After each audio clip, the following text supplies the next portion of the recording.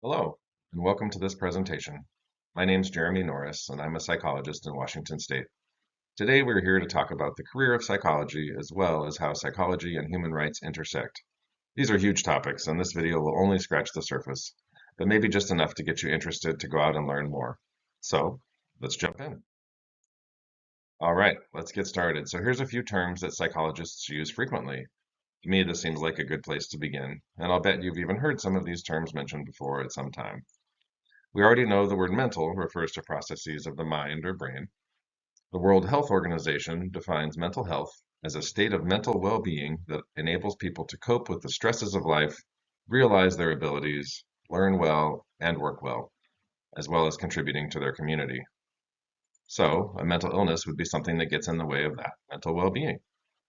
An older and shorter definition of mental illness that I like to use is simply thinking process that interferes with work, play, relationships, and/or sleep.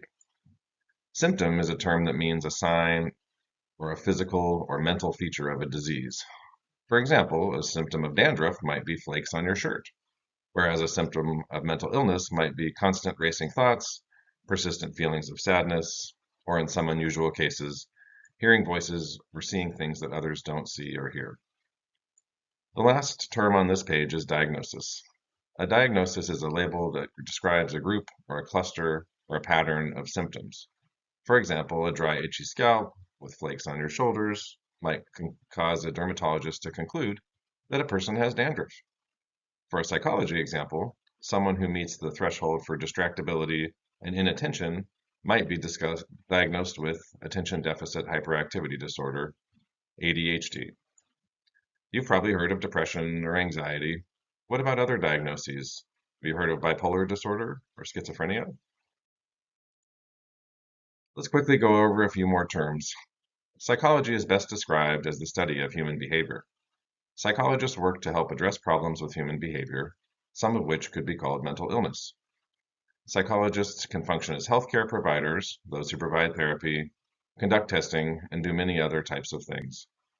The symbol you see on this screen is called a psi, which is the Greek letter for psyche, which is defined as the mind or soul. This symbol is often used to represent psychology. In Washington State, to be called a psychologist, one must have completed a doctoral degree. That's school after college. There are also other requirements that you can look up. To be a licensed psychologist, one has to complete a certain number of supervised hours of providing psychology services, which adds up to about 2 more years. Psychologists are responsible for protecting vulnerable individuals, including being mandated to report if they hear someone is being hurt, hurting themselves, or planning to hurt others. We'll come back to this in a bit. Lastly, the term patient or client refers to the individual who seeks out a psychologist for any of those services I listed, and I'll go over those again now. As mentioned, psychologists can provide psychotherapy, both for a group or individual setting, functioning as a healthcare provider. Psychologists also conduct specialized testing towards a diagnosis or disability. Psychologists can be teachers or professors, administrators, work for the court system, or even conduct research and experiments. So what's my story? Well, I completed an undergraduate degree in psychology, called a bachelor's degree, at Pacific University in Oregon. After that, I went to John F. Kennedy University in California to complete my doctorate in psychology. For me personally, I knew I wanted to be a psychologist back in 7th grade. Probably many of you have heard about or know someone who has considered suicide. When I was in 7th grade, I had a friend who was suicidal, and she called me in crisis. When I was in 7th grade, I really didn't know what you're supposed to do when that happens, but I did stay on the phone, stay on the phone with her and try and talk through the problems until one of their relatives was able to help in person. It's hard for me to believe that was 30 years ago, but I'm happy to say that my friend is still alive. That experience helped me to realize I could be calm in a crisis, listen to pretty much anything someone tells me, and hang in there for as long as someone might need me. I began to learn about talk therapy. I did my college degree and then moved on to my internship after graduate school in Vancouver, Washington. There I worked with children and families that had experienced crime or trauma. Then I moved to Portland, Oregon and worked with children in foster care and foster parents. I received my psychology license in 2001. So, in my 25 years of practicing, I've had a chance to work in a few different settings. As I mentioned, in graduate school, I specialized in child and family psychology, which included talk therapy, both individual and family therapy, as well as group therapy around specific topics like anger management or dealing with grief or trauma. When I started to work with adults in a forensic setting, the state psychiatric hospital, mental hospital, working with patients who had been through the courts and adjudicated as not guilty by reason of insanity, abbreviated as NGRI. While these two roles might seem pretty different, they share some things in common for a psychologist. Both of these roles took place in hospital settings and involved me being very aware of the law. Both roles had a focus on patient rights. For example, when a client starts to work with a psychologist, they must give informed consent to participate, and there are very important rules around confidentiality and privacy. Both of the roles I had involved working with vulnerable individuals at the highest level of care, so specialized training in abnormal psychology was critical to my success. So let's talk a little more broadly about human rights and psychology. Where do these things overlap? Let's start with the history of psychology. As a formal profession, psychology itself is still less than 150 years old. However, as you can probably guess, people have displayed symptoms of mental illness as far back in human history as we have documentation. Historically, asylums or early mental hospitals were built as places to house mentally ill people in the United States, starting in the 1800s. By the 1870s, nearly every state had built their own asylum. At one point, Washington State even had 3 state psychiatric hospitals. So where does this interact or intersect with human rights? Human rights may be understood as basic rights, protecting fundamental freedoms and human dignity, to which we are all entitled, regardless of our nationality, gender, ethnicity, religion, language, or other status. This definition comes from Amnesty International. In the 1960s and 1970s, there was a major movement to get people out of institutions and back into the community. A great amount of funding was put into community mental health to undo the asylum model.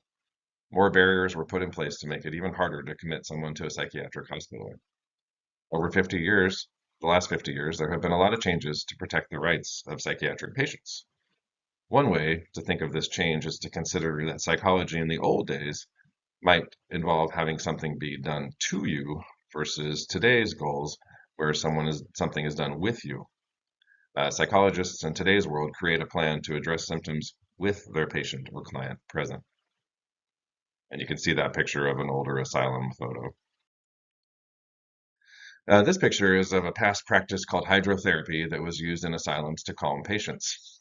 Other techniques that were used then that might now be considered inhumane were things such as insulin shock therapy and lobotomies. Today's psychologists are obligated to do no harm by their ethics code, the same as a medical doctor. When a psychologist considers trying to help a patient or client reduce symptoms, they first have to consider if the plan has any possible risk to hurt a patient. For example, if a patient and therapist agree to work together to process a past trauma, then the therapist has the obligation to let the patient know that their symptoms may get worse before they get better. When you think about human rights, one way to look at it is the concept of voluntary versus involuntary participation. For example, you might have heard of electroconvulsive therapy, shock treatment, or ECT. While an individual can voluntarily opt to receive ECT, in some states, involuntary ECT is still used for suicidal depression. While medication can be helpful to treat symptoms, the patient has the right to refuse medications unless the court overrides that. So a doctor can't force a hospitalized patient to take medication just because they want them to. One famous study from the past in psychology that gets me thinking about human rights is known as the Stanford Prison Experiment. I mentioned informed consent. That's getting your approval to participate in something before it begins. This experiment took place in 1971. It was scheduled as a 2-week simulation of a prison environment that examined the effects of the situation on the participants' reactions and behaviors. The researchers set out to find out the psychological effects of authority and powerlessness in the prison environment. The study was led by Dr. Zimbardo, who recruited Stanford students using a newspaper ad. 24 students were carefully screened and randomly assigned into 2 groups, prisoners and guards. As I mentioned, this experiment was supposed to last 2 weeks, but it had to be stopped on the 6th day as the experiment escalated out of hand. Prisoners were forced to endure cruel, and dehumanizing abuse at the hands of their peers. This experiment showed, in Dr. Zimbardo's words, how ordinary college students could do terrible things. This is an example of a type of past research that is not allowed anymore. All right, so human rights. Amnesty International defines human rights as basic rights protecting fundamental freedoms and human dignity to which we are all entitled, regardless of nationality, gender, ethnicity, religion, language, or status. When you think of some of the practices I mentioned, you can see how human rights were not necessarily being respected.